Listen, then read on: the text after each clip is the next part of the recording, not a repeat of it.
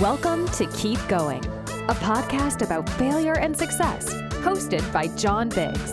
Every week, we talk to an amazing person about a time they failed and what they learned. And remember, when you're going through hell, keep going. Welcome back to Keep Going, a podcast about success and failure.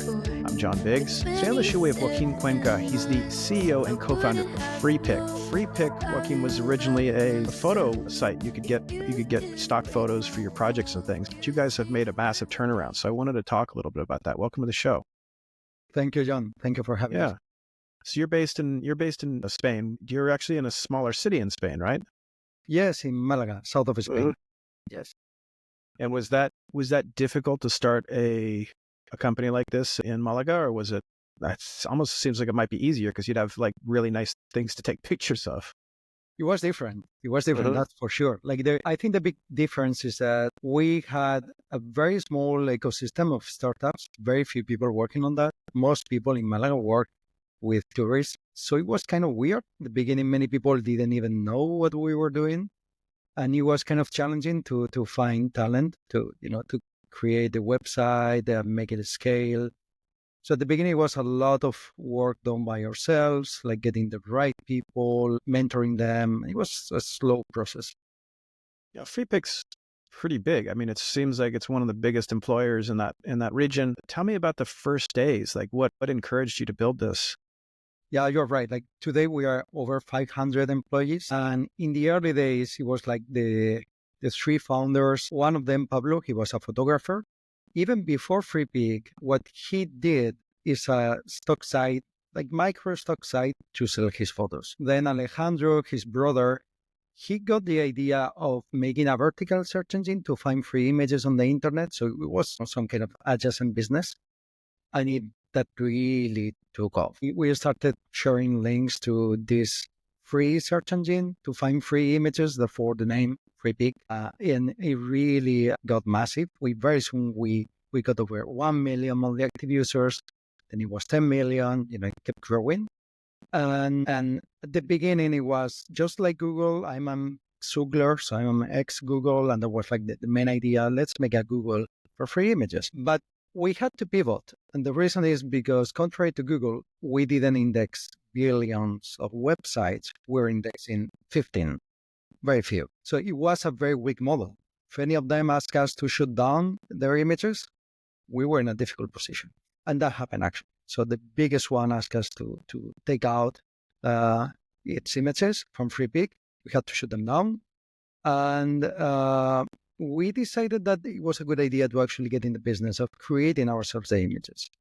So we wanted to increase the quality. We wanted to give like better stuff that was even more free. So it was free with strings attached before. And we started creating the images that people were searching on the site. So we had the big advantage that we had a website that was giving us info into what people were searching for. Okay. And we just keep iterating that. Like we were looking at what the users were doing on the site and reacting to that, making something that worked better for them. And we got into that cycle for years. It was a nice business. So people would search for, I don't know, a cat in a basket. You would have people take 100 pictures of cats in baskets the next day. Absolutely. Like instead of photos, we were way more into illustrations and vectors. And that's why we could make them with a central team. Okay, photos is more difficult. Like you need to be there, okay, to get very high quality. Yeah. You need to have photographers in New York, in some, like in all the big cities, to have something that is really local. But with illustrations, you don't need that much. Okay? So we were, and with icons, same story. So we were able to create them centralized, a completely different price point, make way more things like way cheaper for free in many cases. So that's what got us out of the ground. That's what made us really, really popular in emerging countries, Brazil, India, where we are way more popular than in the US, for example. That was a difficult country for us. Yeah, exactly. How do you market to emerging countries? I'm sure there's folks out there who are interested in understanding like how they could get their stuff in front of people in Brazil or Venezuela or... Yeah, it's like culturally, it's very different. Like we often say that in Spain, in parts of Spain at least, and in emerging markets, it's difficult for people to pay. Like then you get places like UK where it's okay for them to pay.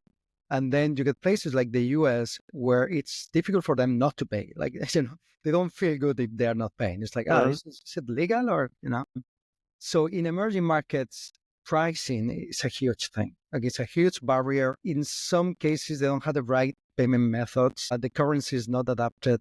And even if it is, people are not earning that much and they are not used that to pay. So a big freemium model is what got them hooked on Freepik.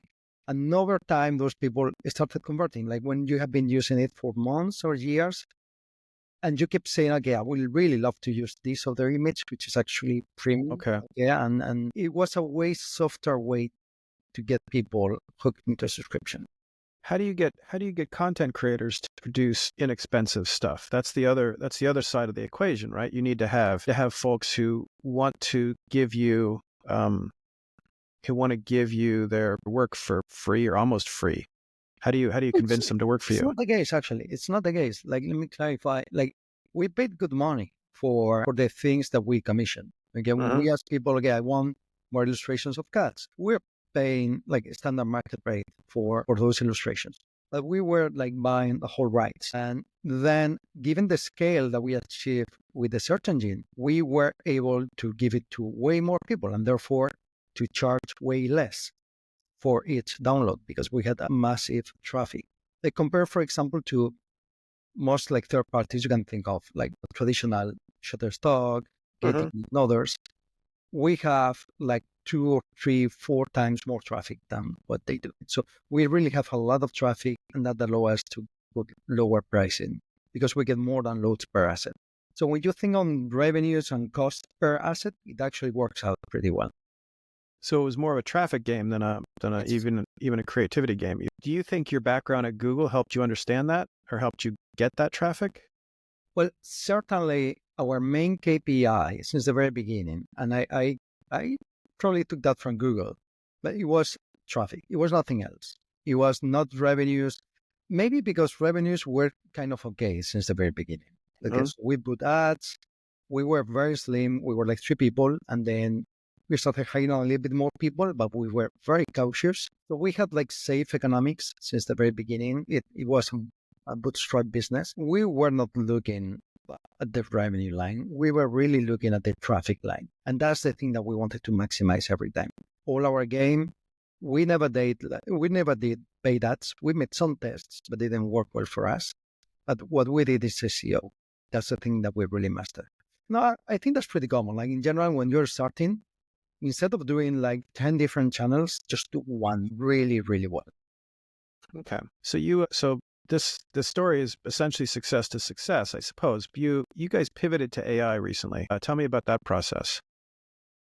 Well, it was a bit traumatic, as you can imagine. I guess that as everybody, most people got this moment, they remember where they were when they first saw ChatGPT. Okay, so for me, it was DALL-E. DALL-E was oh my gosh, And I remember DALL-E 1, it was Jesus Christ, this thing is getting there. Okay? It was not yet there, but it was pretty good. And DALL-E 2 for me was the moment where I just flipped. Okay, it's when I said, okay, this thing is clearly coming. It's showing signs of creativity. So I don't think there is anything else in the middle. I think it's just going to keep improving. It's going to deliver on its promise. Basically, I have a company to some extent, and I'm exaggerating here, okay? But to some extent, it's obsolete. So how do I deal with that? I just didn't know how to deal with that. I spent like 1 week thinking about it. I mean, what can we do? And then we just decided, okay, let's just unblock it. Let's just unlock this thing. Let's start moving, even if we don't know where we're going. Okay, so let's start, first of all, let's get some talent, some people that know about AI in the company. So we're going to start like making our first models and learning how this tech works. We created a second team. The second team had to take existing models and put them in products. Okay, so their goal was to build front ends using whatever technology was available in the market to make something that was compelling to end users. And both approaches actually worked pretty well. So we got models, we use them initially on our search engine, we improved the traditional stock site. People that were working on the front end, initially they created a text-to-image generator, and that was like the first step. We got some people working on the creating images, and realized, okay, it's not very good. Okay, but we're going to improve. And we started, okay, what are you missing? It's very difficult to get a visual style. So we made like previews for different visual styles. And at the beginning, it was as simple as just crafting, like changing the prompt that the users was giving us, because we had no control over the backend. Okay.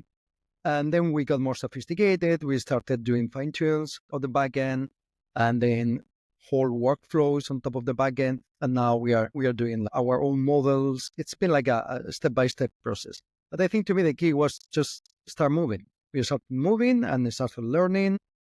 Eventually, things started to fall in place. So now you have a full suite. Do you think your competitors had the same idea?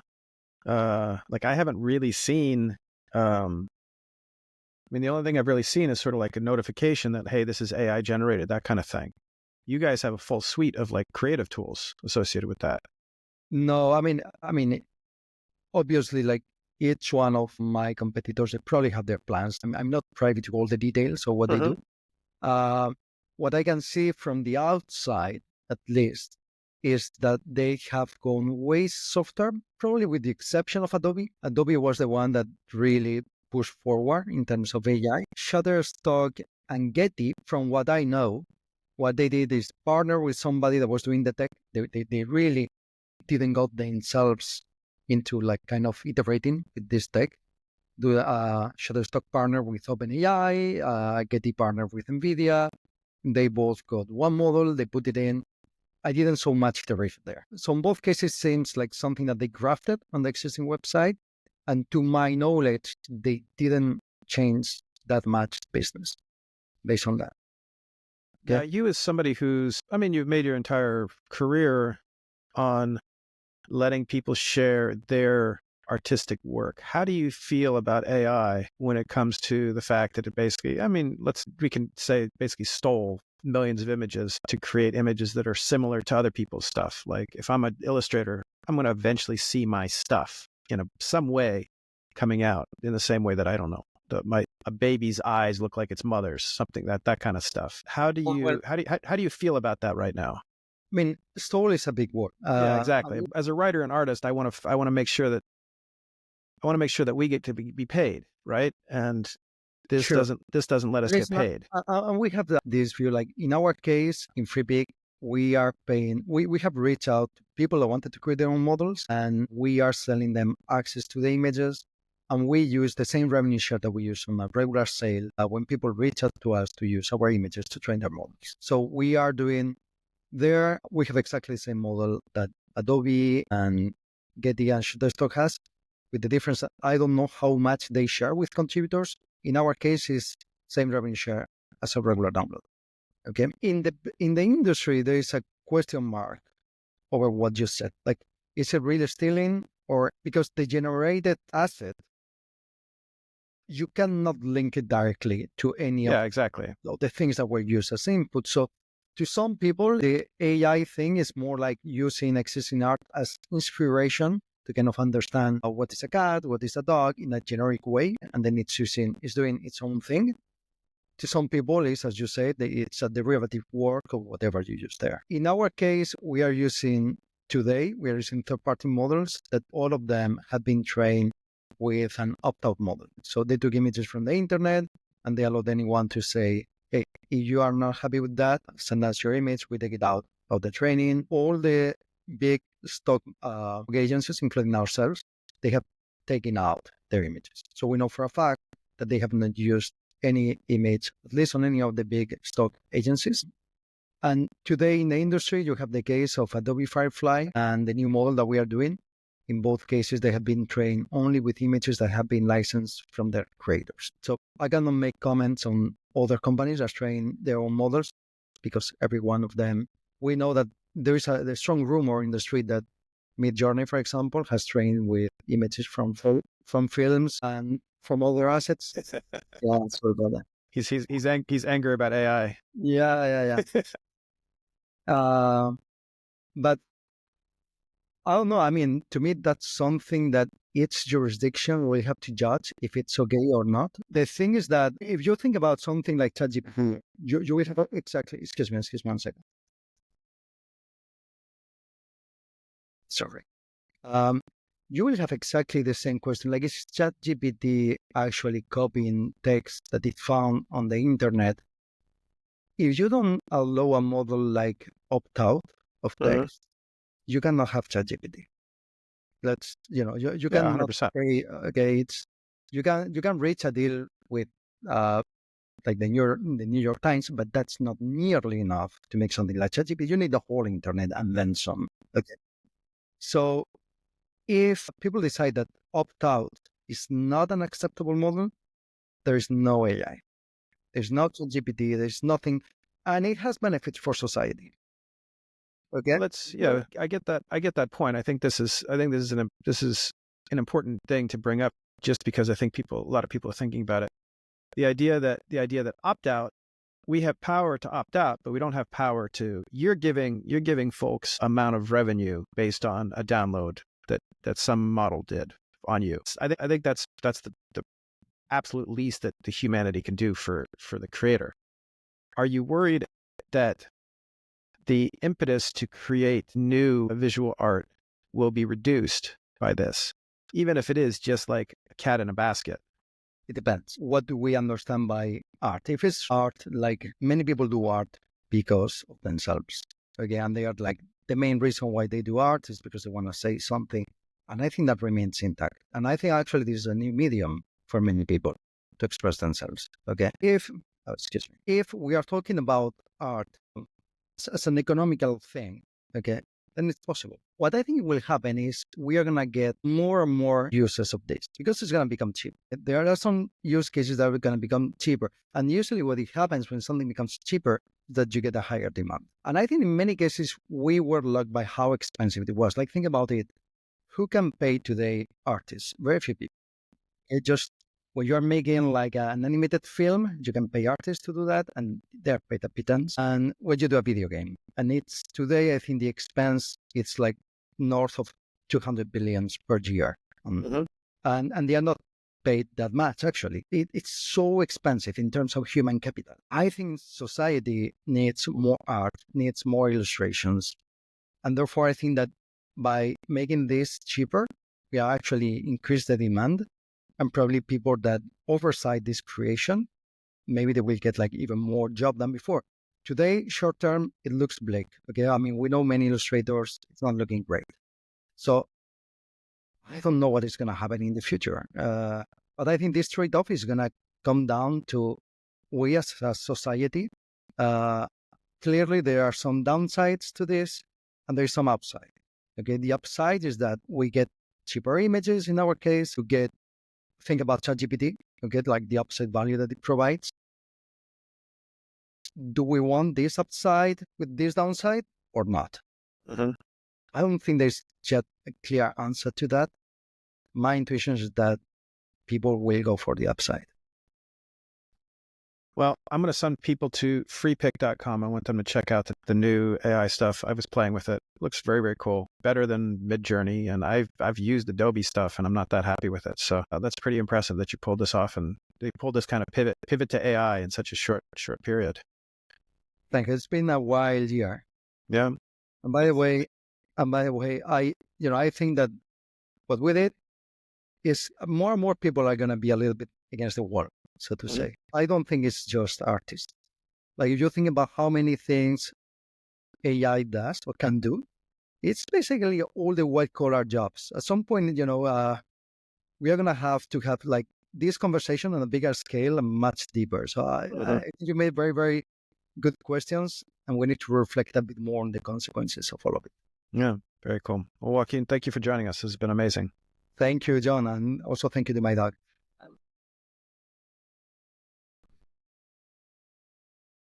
Yeah. This has been Keep Going. I'm John Biggs. We'll see you next week. Thank you.